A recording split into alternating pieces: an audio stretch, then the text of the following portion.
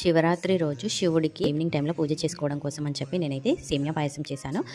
నేను ఒక ప్యాన్ పెట్టేసుకొని దాంట్లో కొద్దిగా సేమియా తీసుకొని ఒక చిన్న కప్పు వరకు సేమియా తీసుకొని నెయ్యిలో అయితే వేసి రోస్ట్ చేసుకున్నాను అనమాట. అలాగే డ్రై ఫ్రూట్స్ జీడిపప్పు, బాదం, పిస్తా అండ్ కిస్మిస్ ఇవన్నీ కూడా రోస్ట్ చేసి పక్కన పెట్టుకున్నాను. అలాగే ఒక 250 ml వరకు పాలు తీసుకొని ఇంకా నేను ప్యాన్లో పోసుకున్నాను. అలాగే ఒక 2½ టేబుల్ స్పూన్స్ వరకు అయితే షుగర్ వేసుకున్నాను. అలాగే ఆ తర్వాత మంచిగా మరుగుతూ ఉన్నప్పుడు నేను షుగర్ అంతా కరిగిపోయి మరుగుతుంది కదా, ఆ టైంలో నేను రోస్ట్ చేసి పెట్టుకున్న సేమియాని అయితే వేసుకున్నాను అనమాట.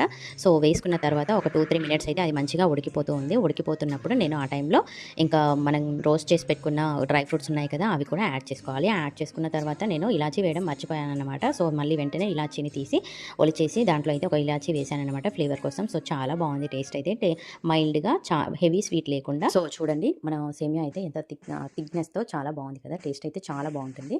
అండ్ మీకు కొంచెం లూజ్గా కావాలనుకుంటే ముందుగానే పాలల్లో కొంచెం వాటర్ పోసేసుకోవచ్చు. నేనైతే థిక్నెస్తో ఉన్న పాలతో మాత్రమే చేశానన్నమాట. సో ఇంట్లో ఎప్పుడంటే అప్పుడు చేసుకునే పాయసం అని అంటే సేమియా పాయసమే కదా, ఈజీగా క్విక్గా చేసేసుకోవచ్చు, సింపుల్గా కూడా చాలా బాగుంటుంది. అండ్ మీలో ఎంతమందికి సేమియా పాయసం అంటే ఇష్టమో ఒకసారి కామెంట్ చేయండి. నాకైతే చాలా ఇష్టం.